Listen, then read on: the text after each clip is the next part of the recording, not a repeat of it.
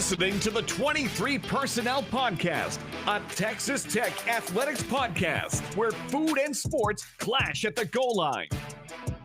Here are your hosts, Spencer and Michael. All right, what is up, everybody? Welcome back to an episode of the 23 Personnel Podcast. This is your host, Spencer, joined by Michael. Michael, what's up, man? Well, we had a little surprise hailstorm after a triple-digit weather day today, but I don't think you experienced that at 23 Personnel South today. Could you fill us in on how your day went? Where are you? I am in a janky little one-bedroom apartment in the fine city, Michael, of Corpus Christi, Texas. The move for Spencer is official. The wife and kids will be joining ASAP, as soon as humanly possible.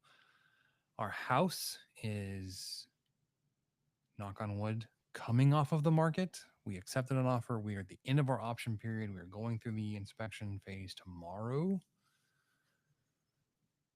Closing will be July 14th. So there will be one more episode of 23 Personnel between now and then. So 2 episodes now. If you're catching up, you're like, listen to episode 478. I will be homeless. I mean, I'll have this fine establishment to put my head down at night. But hey, you got an 8-foot bed that never has to be made. You can always sleep in your truck.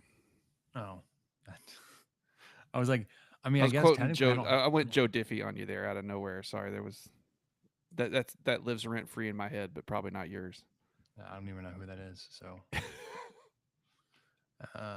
yeah, I was like, I technically don't have to make my bed. Nobody would know. No. Shoot. So, talking about pickups, man. Yeah. Well, it I have to play you that song. You'll get it. When we purchased that truck last summer, didn't know we were going to put it into so much use moving this summer.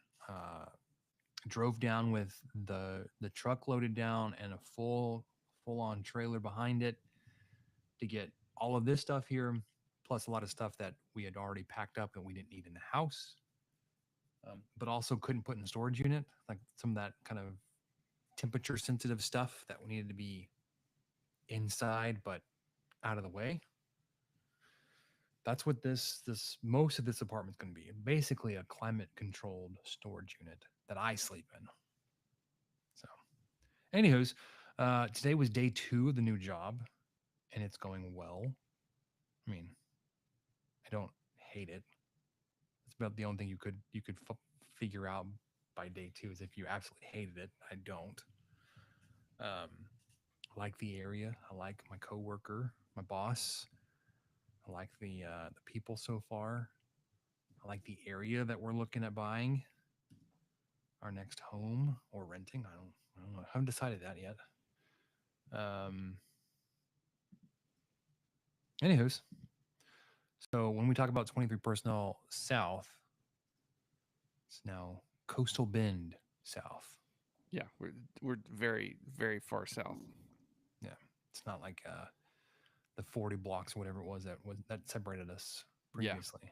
30. Well, I'm glad it's going as well as it can. You know, I mean, there's a lot of logistics still involved and things that have to go right, but I'm glad the fact that you have an offer on the house is huge. So keep on keeping on. Huge. Yeah. I don't know if you listened to the latest episode of the Gauchos. They were talking about high school mascots, and they listed at the Robstown Cotton Pickers. Like that sounds like a good West Texas. Robstown, right outside of Corpus Christi. Our family used to have cotton gins down there, down in Taft, Texas. Taft, I don't know where that is. It's a little bit northwest of Corpus, I believe. And so, yeah, cotton's a big crop down there. It's planted at a completely different time, completely throws me off. Oh, it's like directly north, but it's on the other side of the bay. Mm-hmm. Oh, nice. Well, yeah, I have some. I mean, they don't belong to the.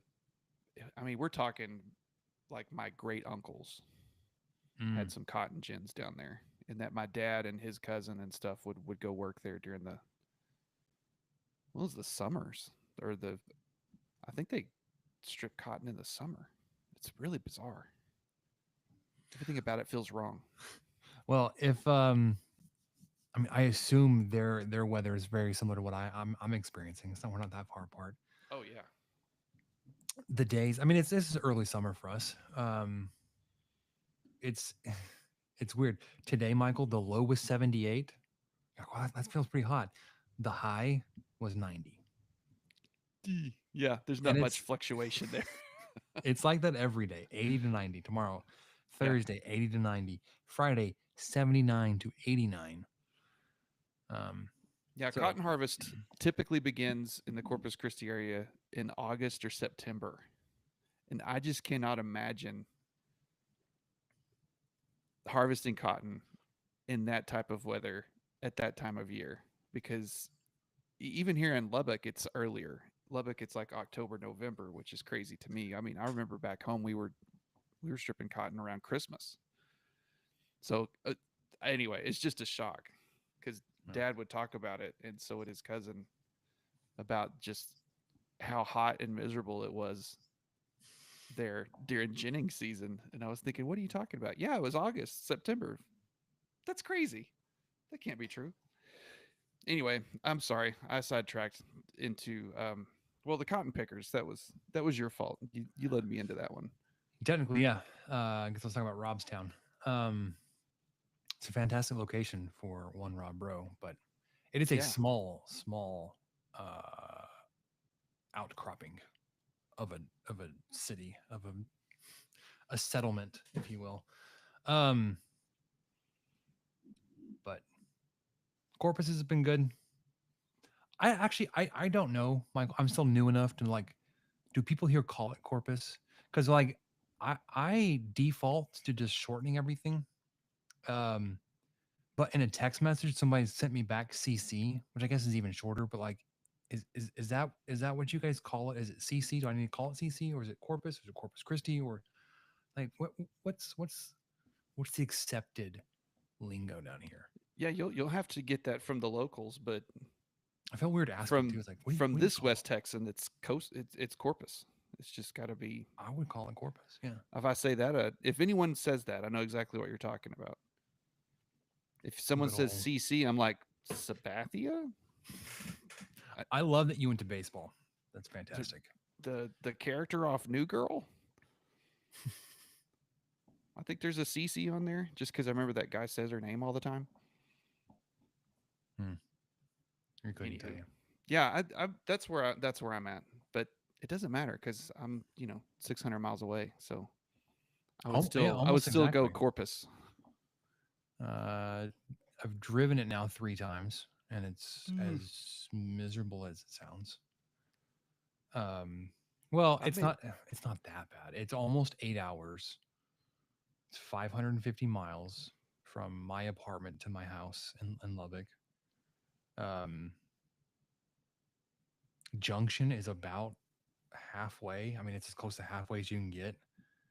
And you're coming out of Corpus, going up 37 through San Antonio, and then hooking up with 10 to Junction, and then you're on a whole bunch of side roads between Junction and Sweetwater. Sweetwater. Well, you can fly on 10 at least. Yeah, it's 80. Yeah. The problem is going back to Lubbock. You're in those hills, but you're gaining elevation.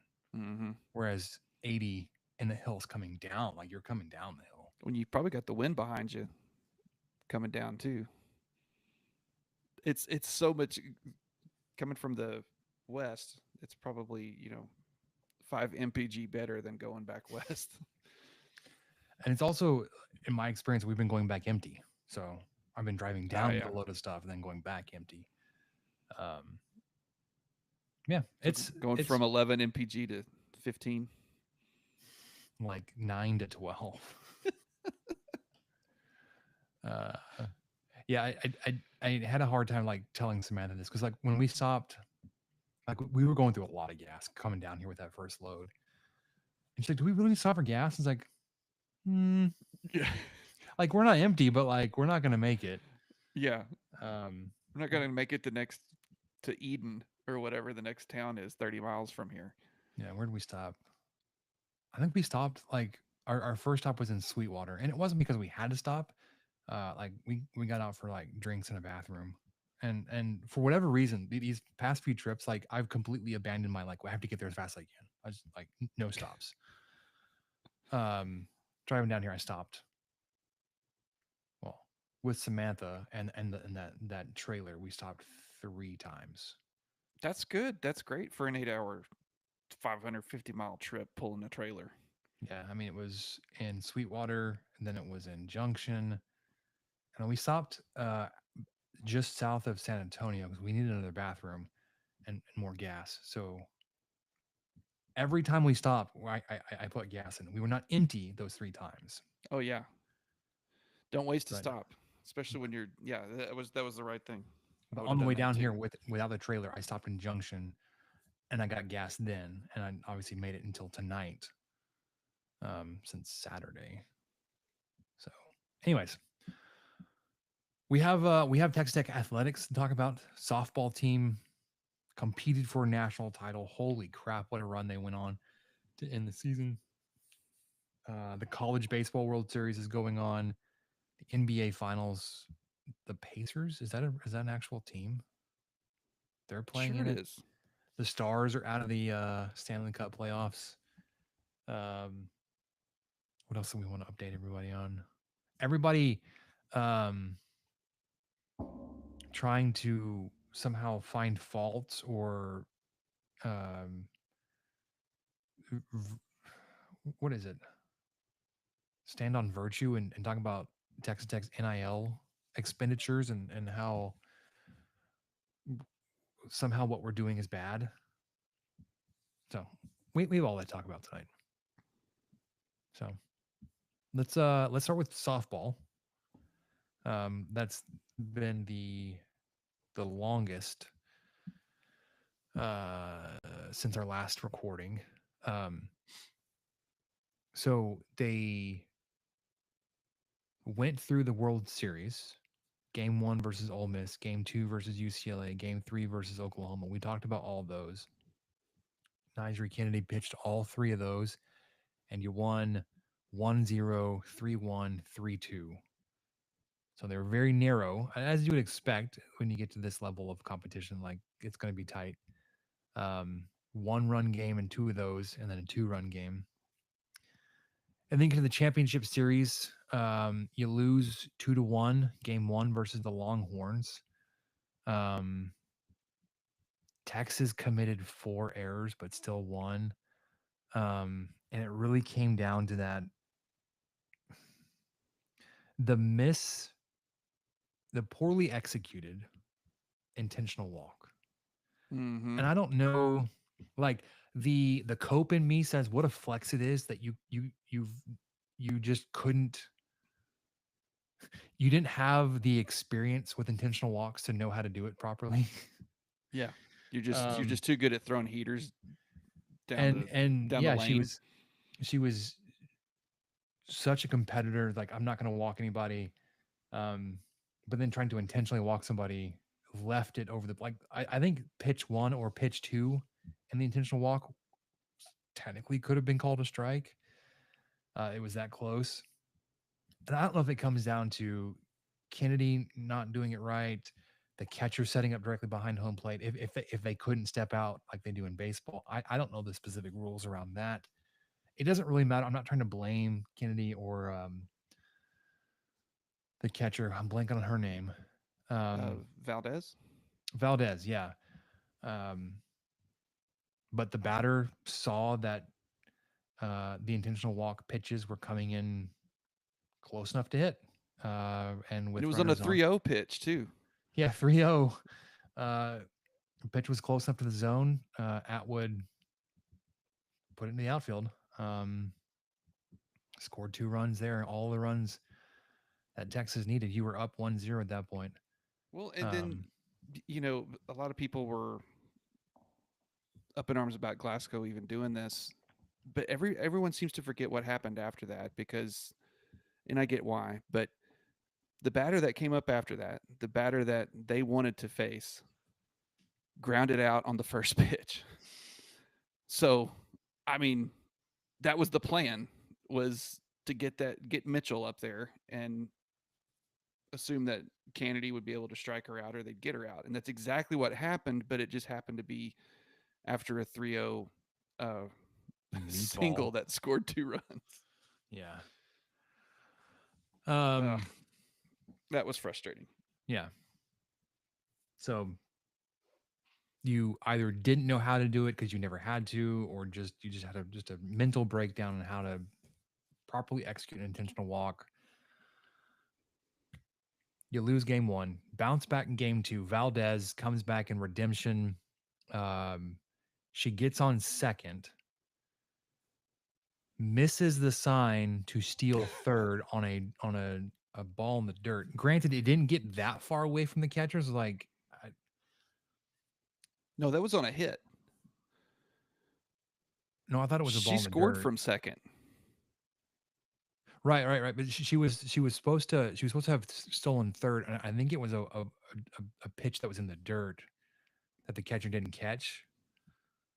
So like she could have stolen third. Oh, I see. She missed Okay, that okay. sign. I got you. So I was thinking of the wrong missed sign. yeah, feeling the pressure of I should be on third base. The batter hits one, like the ball doesn't leave the infield. And Valdez, you're potentially your slowest player, scores from second She didn't look like it on that play. on a ball that did not leave the infield dirt. It was, I mean, honestly, misplayed a little bit. She did get the windmill, like go home, and she was motoring, and I think she saw that, looked over her shoulder to find the ball. Then Glasgow threw up the stop sign. It was late. He had already told her to go. So I think like seeing the go and then probably feeling the pressure, like I should have already been on third, like I should have scored already. She motored home, and it's close. It was a close play. If I remember correctly, the catcher didn't fully receive the ball and like have a great opportunity to tag. Which I think you probably saw that in the scouting report. Like Texas was not good at making plays at the plate. You had that happened more than once for sure in this series. You'd force them to make a play at the plate a couple times. They weren't able to do any of it. So you go 4-1. Texas responds top of the seventh, and they put two runs across, get it to 4-3, but you end up closing it down, winning game two, going for a winner take all game three on Friday. The problem, Michael, is you just had nobody to pitch besides Kennedy. And I don't blame Glasgow. Like you can't,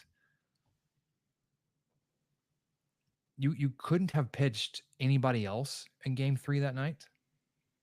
Like Kennedy had gotten you there and you weren't going to go away from her then. But also like there was nobody else. Mm-hmm. And she was tired. I mean, this was what, her 8th game in a row. Oh gosh, maybe more than that. And she had done like complete games through all of Oklahoma City. Like she had pitched every pitch, and they were talking about that. And we talked about this a couple of times, but the mechanics of softball, like you're able to do that with lower stress than baseball, but still at that point she had thrown something like 400 pitches over the 2 weeks and 6 games or whatever. And this was their third night facing Texas. They had seen Nyjah Kennedy a lot. So it just, they broke through, and they broke through early, capping off with that grand slam to put it up. I think it was 10-1. or something. You I know, don't have the box score up, but it didn't really matter when it happened. Like it was tough to watch and tough to go out that way, but like understand that like you just didn't have anybody, like you didn't have anybody to go next to Kennedy. You couldn't trade him out. You did try to go in with Riasetto. You saw that didn't go well because I actually believe Riasetto was the one that gave up the grand slam.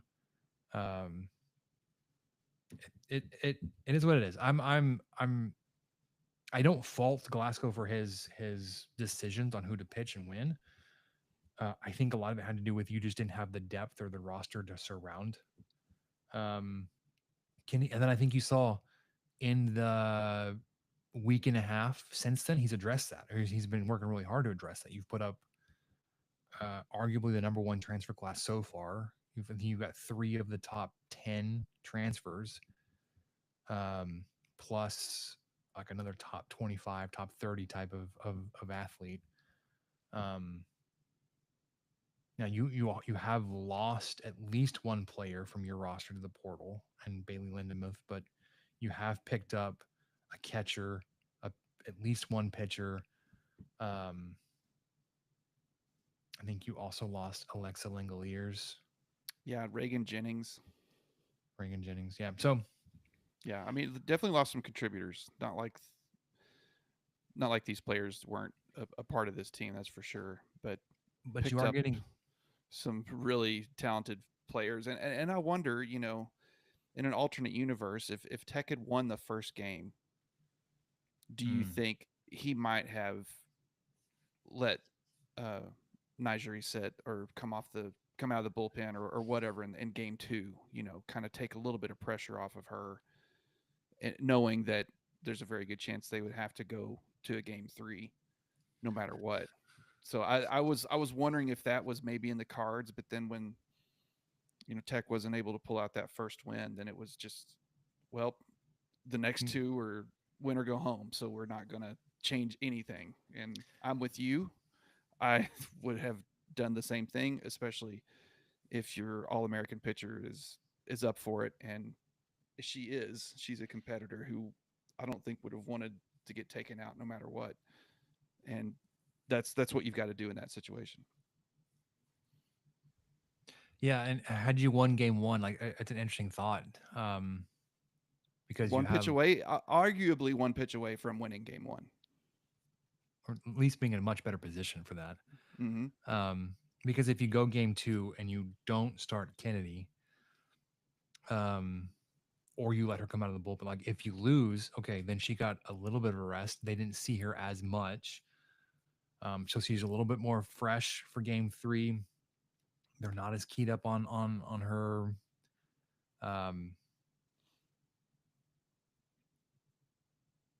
But then, like, if you end up winning game 1, lose games 2 and 3, does Glasgow then get hammered for not starting Kennedy in game 2?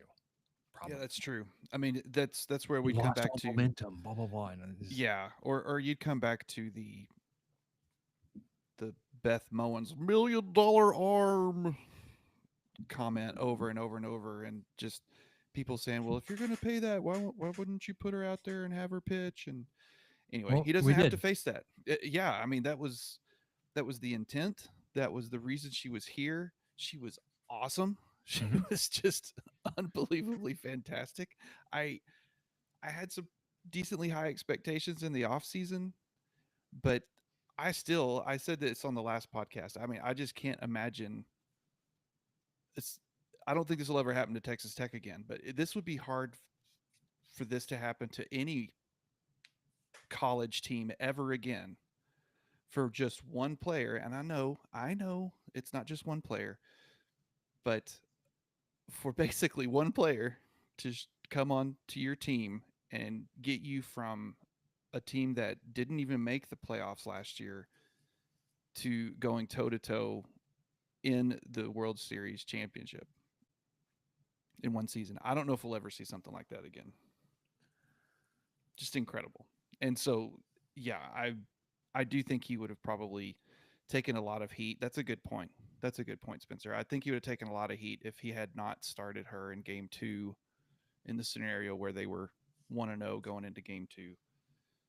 And Because if you win game 1, like let's go all out right keep now. going. Win game 2. Let's end it. Let's End it. That's a good point. That's probably the route they would have taken. People, Texas Tech fans would have found that to find fault with. Yeah. But you lose game 1, back against the wall, like you have to do it, and it is what it is. I mean, you lost a close game. Again, the copium that I drank says because the competitor and Nyjah didn't know how to execute an intentional walk, and what a flex that is to not have to do it, not be versed enough and intentionally walking people to know how to do it. Well, in Texas, she'll never have that problem again. Never. Yeah, and Texas came alive. They had the best batting average, I think, in FBS. Maybe and their pitchers were fantastic too. Let's not ignore that. Like your offense came from taking advantage of mistakes, which, let's be honest, like you have to do that. You have to take it. Like if somebody's going to gift you an extra base or a run, you have to capitalize on that. Did you mash the ball all over the field? No. Were you hitting a lot of home runs? No. But you were winning games without a really potent offense. Really solid defense. And a lot of that, I mean, obviously Kennedy was 75% of that, but backed up by some really solid defensive players. Oh my gosh. Yes. Making plays. And so Tony behind the plate, not behind the plate, at the plate, making plays, getting batters around. And like you said, that's I would call it small ball. I don't know enough about baseball or softball, but that's kind of what I would call it, where you're just trying to get somebody on base, and then you're trying to take advantage of people's mistakes, just like you said, where you're okay, there's an error, we're going to make you pay for it. We're going to advance a runner. Oh, that was a wild pitch, we're going to advance a runner again. Or hey, we've just got a fast base runner, we're going to send her. We're going to steal second. We're going to steal second because we can, or we're going to try to. That didn't work a couple times, but I liked it. I really loved the style of play that they had, where it was just gritty, grinded out. But man, you do wish some of those times you'd had 1 or 2 runners on with 2 outs and just couldn't get anybody across the plate. That was tough times where you'd see a batter come up and you think, oh man, this is it. We just need a double to drop in between left and center, or just anything. We just need anything to happen, and nothing would. Yeah. All right. So since the season has ended, you have added 4 high-level transfers. Tennessee All-American Taylor Pennell, Jazzy Burns, Caitlin Terry, Mia Williams, and Jackie Liss. Pennell, 2-time All-SEC first team at third base. She bat nearly 400, 13 doubles, 16 home runs, and 65 RBI. And according to 64 Analytics, Pennell was the 15th in the nation in WRC. Is that runs created? I believe. Let's see. Jazzy Burns is coming from Ohio State. It's a catcher from Ohio State. Sorry, I should have had this. Caitlin Terry, the pitcher transfer coming from UCLA. Mia Williams, the infielder coming from Florida. And then Jackie Liss, I believe, is a middle infielder from, I don't recognize that school. Is that Southern Illinois? Yes, I looked at that earlier. So I was ready, but you were already on top of it. All right.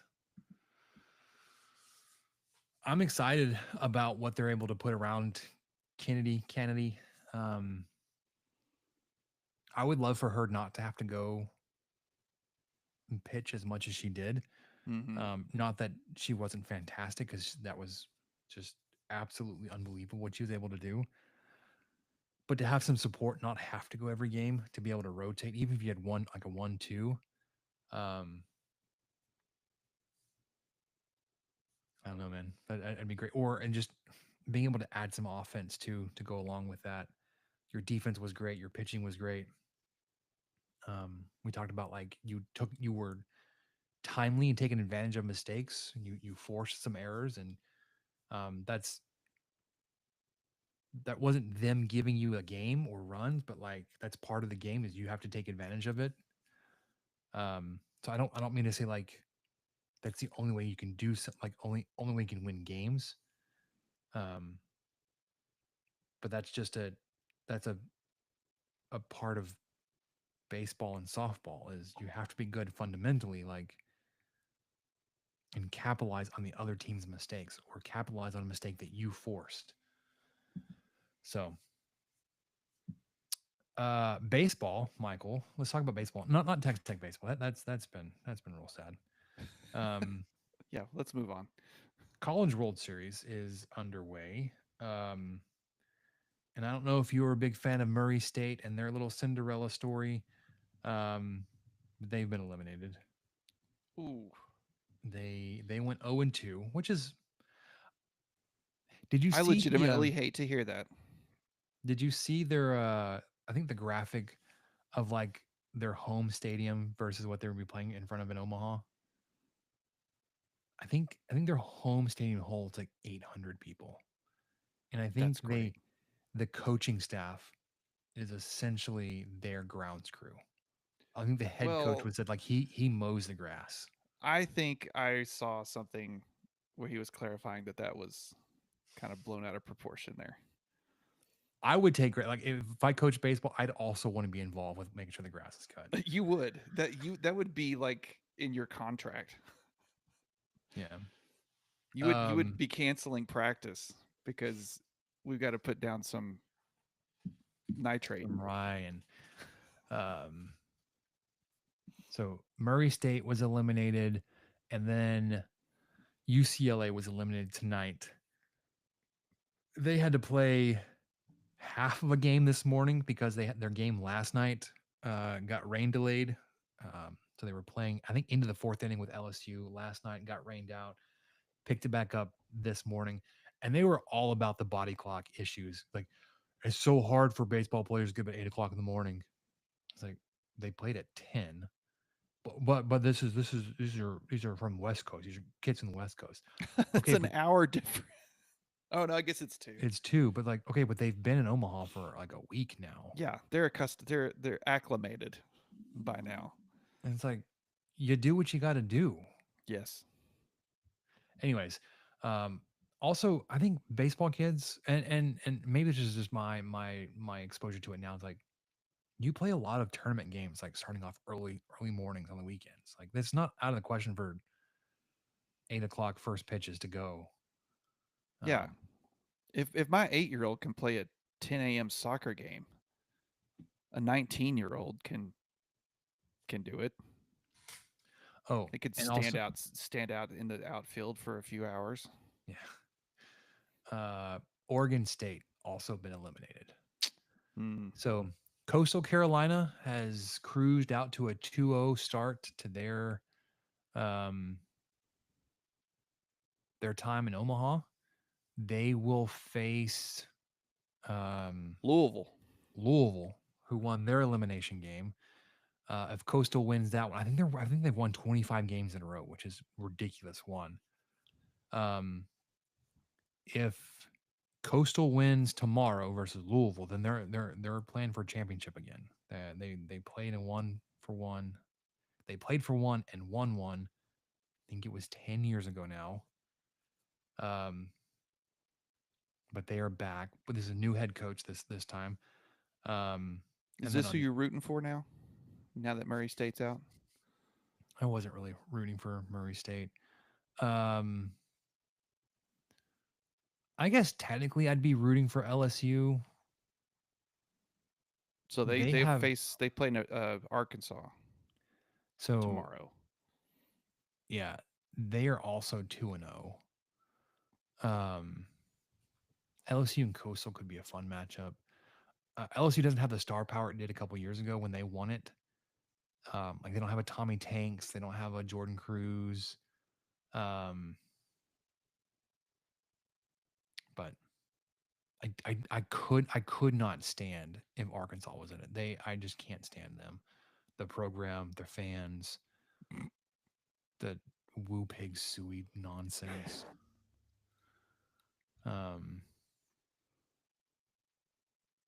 So go Tigers. Yeah. Louisville.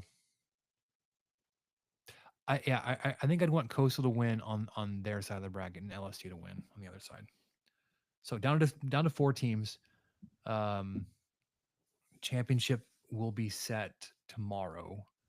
Well, I say that if the 2-0 teams both win, if LSU and Coastal Carolina win tomorrow, then that'll be championship will be set. If they both lose, then both of those matchups will go again on Thursday. Oh my gosh, I'm trying to roll this roll each here, and it keeps like sliding back to where it was. It just like indented enough in the carpet. It's like, Oh no. yeah, it's that good. It's that good apartment carpet. It's new carpet. I'll give him that, but Mm. it's not very good carpet. You got to rotate the wheels. You got to spin them. So yeah.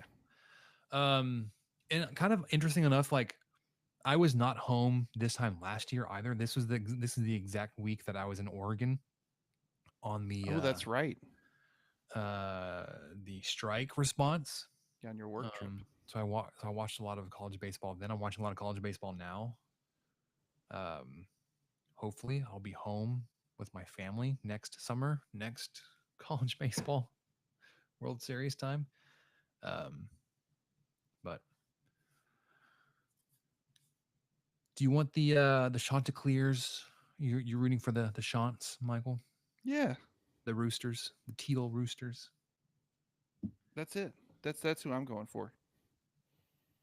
They seem like an underdog, even though they technically may not be, having won 20-something in a row. Yeah, 25. They're 55-11 on the year. That's pretty salty. Louisville, who they're facing, is 42-23. Then the Arkansas LSU matchup, both of those teams have won 50 games. Sheesh. So Arkansas is 50-14. LSU is 50-15. That's a lot of wins. It is. So once the dust settles, the actual championship series will start Saturday, June 21st. Game 2 will be Sunday, June 22nd. And then, of course, Game 3 would be the following Monday, but if needed. So pretty good little sports weekend, if you're so inclined. I'm kind of in that weird, this happens to me, man. This happens to me a few times a year. I'm kind of in that weird, I think I'm good. I'm good with sports. I'm good just reading, catching up on podcasts, playing video games, mowing the lawn. I kind of just check out on sports this time of year. You mean you didn't follow the Stanley Cup Finals that ended tonight? I did not. Florida because won. Something I enjoy is, my goodness, people really love to complain about how long the NBA playoffs are. But have you seen how long hockey playoffs are? But that's fine. All that's 7-game that's series? Okay. It sure feels like it. It's been going since April. Same as the NBA. But obviously, the NBA is that's why they're losing fans, because they have all these long drawn out series. Couldn't be why the NHL was on True TV tonight for a freaking Stanley Cup. Well, I mean, it was the finals, and Florida ended up winning. So I guess if Florida has a hockey team, that's also a problem. Florida Panthers. Yeah, Well, just makes so no does sense. so does Vegas. Nope. That I believe more because Vegas is a fantasy land fairy tale place. Florida's very real and very hot and sticky and muggy. I can't believe they have hockey. Oh my gosh, yes. The first round of playoffs for the Stanley Cup playoffs started April 19th. There you It go. took them 2 months. 2 months. But the NBA just is too long. Wait, April 19th. Yeah, it was Western Conference game 1 between Winnipeg and St. Louis, See, now those sound like hockey places.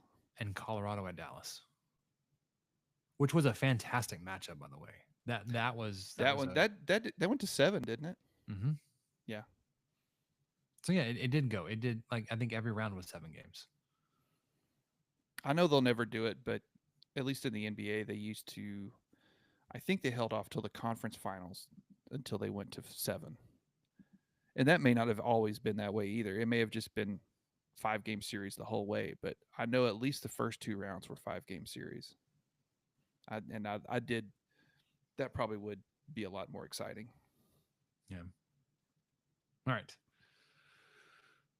And then, right, I guess the only other thing going on right now is baseball, Major League Baseball. But coming into 4th of July and the All-Star break, like, this is when like it's like dragging on. And if you're a Rangers fan, it's like it's not going well. You're 500. It's not like terrible. I think you're a game back from the wild card, and I think you're in 3rd place in the West, 4.5 or 5 games out. Not in a bad spot. You haven't had good run support for DeGrom. Your offense has been just vanishing. Seager is either back or coming back soon. Simeon has been gone. Evan Carter's back. That's good. Anyways, We've got some quick basketball we can go into. Okay. So the Big 12 released the schedule matrices for Lady Raiders and the Red Raiders. And in addition to that, the Red Raiders added Illinois for a home and home series, which will start this year. So November 11th, this fall, you will get to see. Yep, they will head to Champaign to play the Illini. So that's Illini. Illuminati. I think it's Illini. Illini-Annapolis. So McCaslin continues to bolster the non-conference schedule, which is great. As far as Big 12 goes, the men will play home and away versus BYU, Colorado, and Houston. I guess it's better because if you had to pick either only going to Houston or going and hosting Houston, I think I would take that. But I think Colorado is a pretty good draw on that. Home only. Cincinnati's coming to town. Kansas. I like that. Kansas State. Oklahoma State. Mm-hmm. TCU. Utah. So I think you're home. Well, one, that's because 6-0, brother. Because of how competitive those games were, and just playing those teams on the road is always a little tricky. Utah, I guess, notwithstanding that, because they were just trash this year. Beat the absolute crap out of them on the road. However, your away only slate, Arizona, Baylor, Iowa State, West Virginia, those are all tricky games to hit the road. Yeah, even UCF too. Tech lost to UCF the first time they went there. You just turned your head on the screen, and I'm used to seeing you do that and talk to one of your kids. No, so that was weird. Oh, okay. I don't know if you can hear it. I was like half expecting your oldest or your middle to just kind of creep into the screen, and I was like, no, that's not going to happen. Not this time. No, there's a dog bark. I don't know why I turned. I wasn't going to see it. Okay, so for the Lady Raiders, their opponent matrix. Oh my gosh, I don't know why that bothers me. So Texas Tech will um, host and travel to Baylor, Kansas, and Houston. I'm glad that they get to play Houston twice. Houston has not been very good on the women's side of things. And Kansas Home, has been good, but not great, right? Or not they're great. they're Yeah, bad. I don't remember Baylor's been Kansas. pretty salty. So, Yeah. Oh yeah. home only. Iowa State, I like that because they're tough. Arizona, Arizona State, UCF, Kansas State, and TCU, which is also great because TCU was really good. But I think they lost. I forget that girl that transferred there from Iowa. I think she's gone though. Away only: BYU, Cincinnati, Colorado, Oklahoma State, Utah, West Virginia. I feel pretty good about this. We'll see. We'll see what the Lady Raiders can put together. My daughter is at Lady Raider dribbler camp this week. Nice. Seems to be going well. I've hardly seen that girl ever play with a basketball, but she's a decent dribbler. Hmm. I think she's mostly learned at school. I don't even know. You haven't We don't taught have her. a You've taken her goal. out to the No, I've the we've driveway to go dribble. yeah, we do some dribbling, but she still doesn't know what hand she wants to use. I think she's mainly using her left hand. But watch her shoot right. I don't know what she's going to do. She can be switch. It's kids all over the place. Yeah, that would be great to be someone who's really good at dribbling left-handed but shoots right. That's going to throw everybody off. Goes up over both shoulders. Yeah, she's dribbling to her left. Oh, it's a reverse layup. Of course it is. She's right-handed. Oh my gosh! Shut up. Sort of. Not you. So that's my basketball update. Well, thanks. I missed the Illinois announcement. How it happened 12 days ago, I'm not sure, but yeah. Still don't have a finalized not roster, a final, well, that too, but a finalized coaching staff. Yeah. Or at The least not Lady Raiders officially. hired some guys or announced some hiring recently, but I did not do my homework to pull those up. So my bad. Shame on you. But I think they're pretty much set now as of today or yesterday. Alrighty. Let's start this thing up with what do we learn? What do you say? Yeah, let's do it. All right, hold on. What did we learn, Palmer? I don't know, sir. I don't know either. All right. I'm having a hard time with this home search, Michael, because I didn't really feel all that particularly close or attached to my house in Lubbock. But now that I'm looking at new houses, and then I like Samantha will like FaceTime me at night, it's like my house is so much nicer than the houses I walked through today. It's so much better. It's like I just want to pick it up and move it. Like I don't We are That's what I pretty love. spoiled out here on like the prices, especially. Well, that too. Yeah. I was like, I don't I don't love the house, but like if I were to compare it, which is not, you can't compare Lubbock houses and Corbett. It's just, it doesn't get you anywhere. It's just like, it's nice. It's new. Is it custom? No. Is it top of the line? Anything? No. But like we were looking at things, like I said, I really liked one of the houses I looked at tonight, but it's in a part of the city that would require like a 30-minute commute one way. I was like, I don't. That's Probably than I want to be. there's probably people from Corpus or from larger cities who are like 30 minutes. That's Which nothing. I mean, there's no traffic out here, so it's like it's legit like it's like 30 miles. It's like it's 30 minutes and 30 miles. Like it's out there. It's not like you're sitting in traffic or anything. And it's not that it would make that big of a difference to us, but like it's on the northwest part of town, so you're further away from the water and the beach. I mean, our kids are enough of fish that they'd want to be at the beach as much as possible. Samantha's going to want to be at the beach as much as possible. So Yeah. So 2 I have houses, I have to beach house.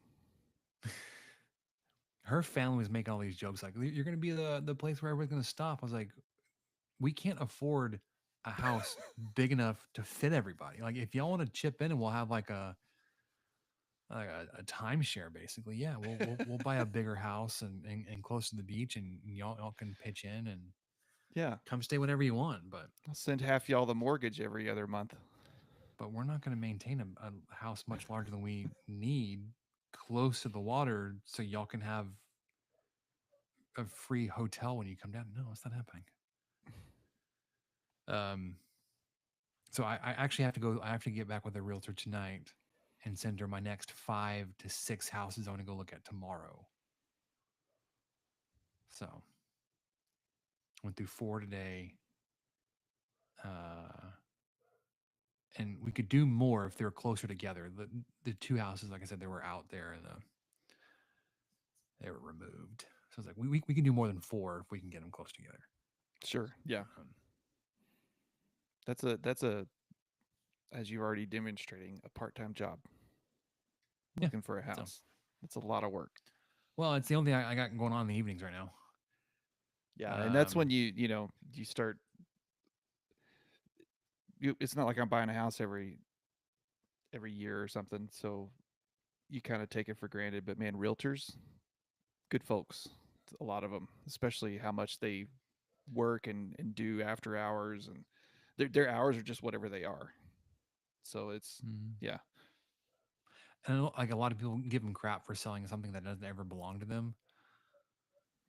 I get that. It's like, but also like you kind of need that emotional distance. It's like it's not emotional for them. It is for you. It is for the buyer or like the other party, you know. But well, it's you need impartial individuals helping mediate and get through all this, yeah. and that know what they're doing and know the process and Well, know the area. that too. You know, Yeah. you're fish out of water over there. Literally. There it is. So that's what I learned. I'm liking my house in Lubbock a whole lot more. But I'll find something. I know I will. So, oh my gosh, this Well, dog is still barking. Shut I up. could kind of hear it now. This is the first time I've heard it. So okay, I'll get through mine quickly. So maybe the dog will leave you alone. He'll stop barking whenever we turn off the mics. We headed out to Slayton, just north of Slayton, at the Texas Air Museum, where they have a wonderful little airstrip out there, and partook in the air show that they have. And I learned that it's not every year, so that kind of makes me feel a little bit better.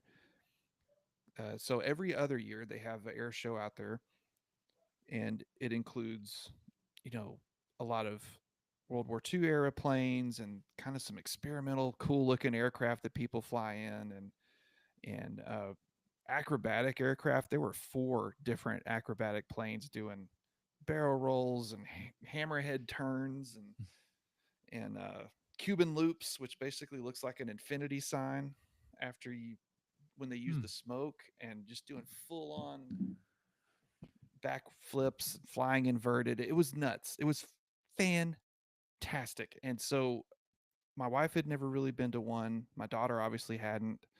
I haven't been to one since in 20 years, probably. And it wasn't one like this. The one I would go to was the one at Dyess Air Force Base, which is a lot of, you know, B-1s and a lot of current military aircraft. And so this one was a lot of, you know, private owners of, uh, you know, historical aircraft and things. But man, they started right at noon, right out of the gate with like probably the craziest acrobatic pilot of the day. And then they just there was always a plane in the air, sometimes 5, sometimes 6. There was always something going on. You could hear the announcer as he was talking about them. The program was interesting. Um, there were a lot of food trucks. There was a ton of places to sit. You know, we kind of winged it. We brought just like the bare minimum because we didn't know how much we'd like it or how much we'd want to stay. I mean, I knew I was wanting to stay as long as they were up for it. And so, we stayed for a couple hours, and in that was a very hot day, and you're sitting on asphalt, and even with umbrella and wet towels and hats and everything, the girls were like, "Okay, I think we're done here." And I was like, "Okay, that's fine. Let's go back to the truck. I'm calling this a win. This was fantastic." So anyway, I learned that they both really liked it, my wife especially, and we were already talking about the next time they come in, there's a grassy area that we want to set up at, and we're going to bring like the canopy, and we're going to go for it the next time because we just weren't really sure what we'd go for this time. But man, it was a blast. It was a lot of fun. If so, if you're in the area, you know, 720 days from now, they should be getting ready to start to do it again. But I was very, and I didn't even look around. Like there were so many things.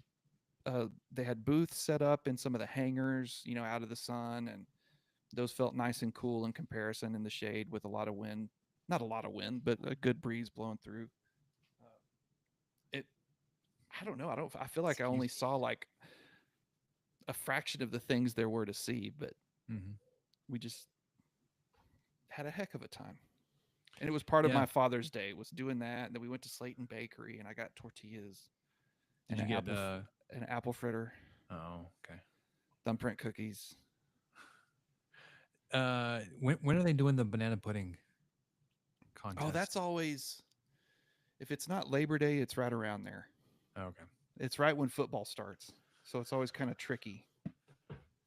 I need to look into that some more. But my wife's allergic to bananas, so that's not like a. It's not a good time. She's not dying to get out there. Well, pun not intended. Yeah, I was loading up to leave Lubbock Saturday morning, and there were a couple of sets of planes that were warming up or flying around a little bit. I was like, "Oh yeah, that's going on today." Because we had a good friend at church the previous Sunday said, "Hey, if you don't have anything going on Saturday morning or Saturday, you should come check this thing out." And he was inviting everybody to come with him. And I disregarded because like I wasn't even planning on being in Lubbock at all last weekend. But I was loading up to leave. And I was like, "Oh yeah, that's happening." It's like there were 3 planes flying in formation coming from our northeast, and they made a big loop, like they were coming from that airstrip off of 1585 and MLK, the new one. Anyways, I'm glad you had a good time. It was great. Yeah, a lot of fun. I love air shows. I hadn't been to one in forever, and I'm glad I got to go again. So, never been, man. The Dice ones were just. It wasn't fair to start at that because I don't know if I can fully put into words the awesome power you feel when a B-1 flies over you with its wings swept back, especially if you don't know it's coming, because sometimes they would manage to surprise you. And God, those things are loud. I would hear those engines roaring from my house in Merkel when they were warming up over in Thai before they take off. Over there by the Jaguars? I don't know what you're talking about. By the Flying J? Yeah, I've never been. And I think an air show would be really cool to take in. But one other thing I wanted to share that I learned, again, this is just me being nostalgic for things that we're leaving behind in Lubbock. I was reminded, not everywhere has top 50 barbecue places in the state like Lubbock. Lubbock has 3 of them. We stopped at a place that was highly recommended called Cooper's Barbecue in Junction. Boy, well, there's a lot of Coopers. Was gray. Yeah. The beans were bland. The sauces were good. Mac and cheese was okay. Was it that one in Junction that was specifically recommended? Because there's Cooper's in Llano. That's No, supposed it was to be it was really good. Junction. I've never stopped there. Let me see how close the other one is, because maybe It's maybe the this guy gas was just station one. mistaken. I just wasn't. I'm not against gas station food, but there was just something. Obviously, I mean, Allsup's for life, but that wasn't like a. It just didn't scream, "Oh man, I've got to stop there." And I've gone through Junction. I don't know how many times. Let's see where. I mean, that's not too. Well, it is. It's not. We wouldn't ever be going through Llano. No, I hit that up going to Austin from here. Yeah, like we'd have to be going up, like through San Antonio, and then Yeah. detour through Austin. Way out of the way. Like, No, I was just saying there's more than one Cooper's, and I was interested. I didn't know someone had told you specifically the one at Junction is good. yeah, no, it was the Coopers in Junction, which is right off of the highway coming in to town. Where, like, Mm-hmm. It's right at I-10. yeah, right there. Like I said, it was okay. It's just not a do-over. I'm not gonna go out of my way to stop there. I'm on my way back. So Samantha and I stopped there on Tuesday on the way down. When I went back on Saturday on my own, I just stopped at Dairy Queen. Did you stop at Dairy Queen in Eden? No, Oh, in Junction. in Junction? Man, we stopped at the one in Eden one time, and it was on Sunday, and it was like right after church. Was it packed? It was, but in a like not overwhelmed or anything. Man, it just you talk about nostalgia. That just felt like I was back in my hometown again. And I was 8 years old or something. But yeah, it was great, and all these lovely older ladies were telling my daughter how cute she was. All that kind of stuff. And we're just people nobody knows that are obviously just driving through. But the food was really good. It was a really good Dairy Queen. If you need to stop in Eden, Texas stop sign. yep. It's hard to miss that. Man, I had a really good Dairy Queen experience in Brady recently too. Is that also on this drive? I don't remember if I No. drive through Brady. I don't think so. If you're going through Junction, you're not going through Brady. Yeah, so I went a slightly different route this time, because there's some construction between Sweetwater and Winners. Winners. It's terrible. Eden, like it's obviously way before Eden, but yeah, like if you're coming south out of Sweetwater and you turn, I don't know what the junction is, but like there's a jerky shack. Yeah. Yes. If you turn there, that route is trash. And like It's the awful. road is so torn up. Like there were times towing the trailer, like I was slowing way down, but I was starting to I lost the trailer a little bit. It fishtailed on me. I was like, we can't come back this way. No. And And then- I did the same thing because my mom and I went to a graduation party in Dripping Springs, and I took that way. And I told her, I was like, we will not be coming back this way. But this then- is awful. on Saturday, knowing that, I went the other direction. Let's see, where let me pull up the map real quick. And we went, I went through, Like San Angelo and no, not even San Angelo. Big Spring. Bronte, then down into Ballinger. So I went Oh, straight yeah. south down 277. Well, whatever that first road is out of Sweetwater. I think it's just Bront, by the way. Bront. Yeah, whatever. Bront. Down past Nolan. Okay, so you don't turn at Nolan. That's where it really messes you up. You just stay going straight south, Blackwell, Bront, and then you turn, or I turned on whatever that is, 67 into Ballinger, and then Then hit 84. 83. 3. Yeah, down through Paint Rock, and then Eden, and then Menard, and then Junction. That way was much better. don't go Nolan, Wingate, Winters. That road, whatever that is, which again is not even 153, I think. Is that right? yeah, it's not even labeled on this map. But yeah, that's just a horrendous route. Well, It's and just all torn up. it used to be there were 2 stretches through there, and luckily when we came through, they were not operating, but they Oh, that have one it way down with the to light. yeah, one way. And when we came through, fortunately, they weren't running it. It was Memorial Day weekend. I don't know. Maybe we just lucked out. But I have been through there before where you stop 10 minutes. Mm-hmm. You're sitting there. Easy. An Because easy they- 10 minutes. then you You're gotta wait probably until- happy if it's just 10. Like they got to turn it off on the other end to make sure all the cars that were in the middle come out. It's a mess. Yep. So those that are traveling south between Sweetwater and Junction, don't go through Nolan, Wingate, Winters. Yeah. Avoid 153. Just stay south and 277 to Bront. You might quote unquote lose 5 minutes according to Google, but you will not. I think And it you will- was like a 5-minute detour is like worth Yeah, it. who And it was cares? so much better condition. Like it was smooth. Anyways. Yeah, my mom and I, went on our way back from Fredericksburg,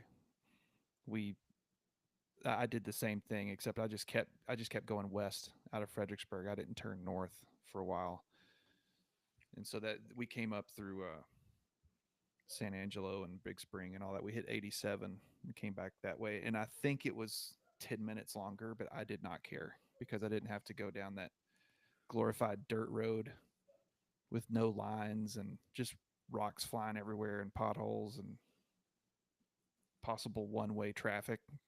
It's a mess. Hard pass. And it's been like that Hard for I pass. feel like 3 years. Cuz we've had to go that direction for some reason at least once the last 2 or 3 years, and every time it's just man. I this don't road remember the is- last it's time I went awful. out to the little hunting ranch my family has access to. Out Yeah, there, like that's outside of Blackwell. Yep. I don't remember being that bad, and we've been there more recently than 3 years. But it was like I said, it was in bad shape. Yeah. All right, are you gonna play the song? Or you want me to play it?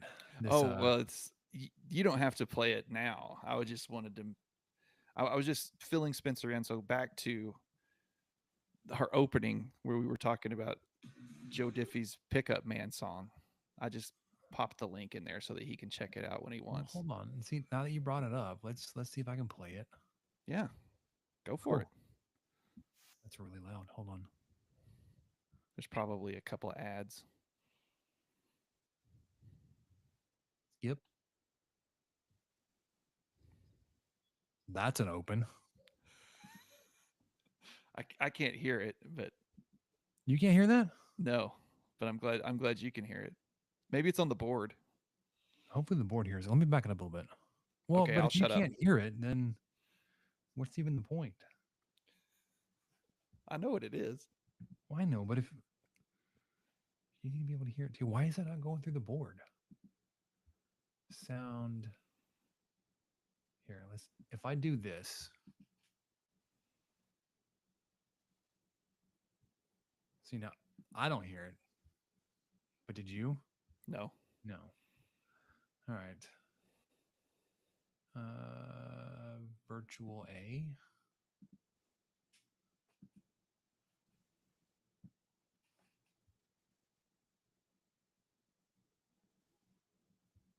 No, that's not playing at all. All right, hold on. All right, if I do this, I know I can hear it, which means the board can hear it. Yeah, it's on the board.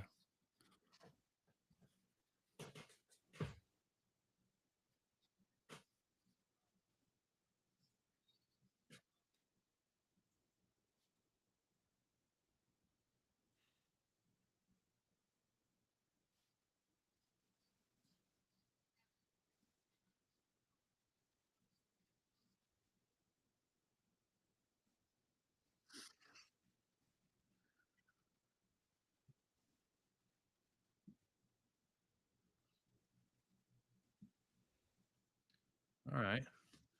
I can get the allure of this, Michael. I understand.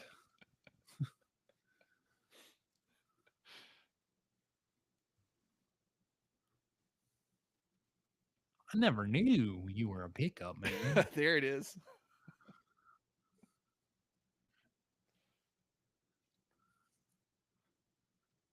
There's the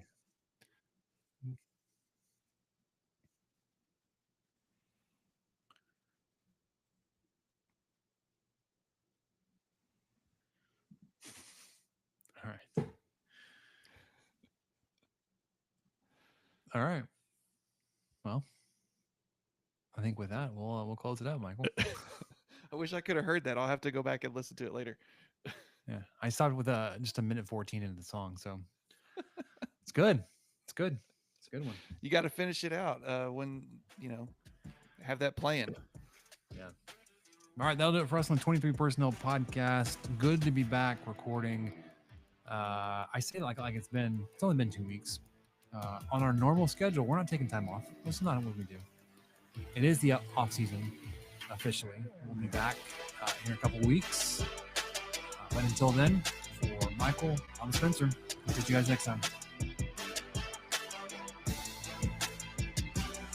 Thank you for listening to the 23 Personnel Podcast. Help us out by subscribing, rating the show, and leaving a review. Follow us on Twitter at 23 Personnel, Spencer at Punt Suck, and Michael at Michael_LVK. Be sure to catch the next episode. And until then, guns up and let the tortillas fly.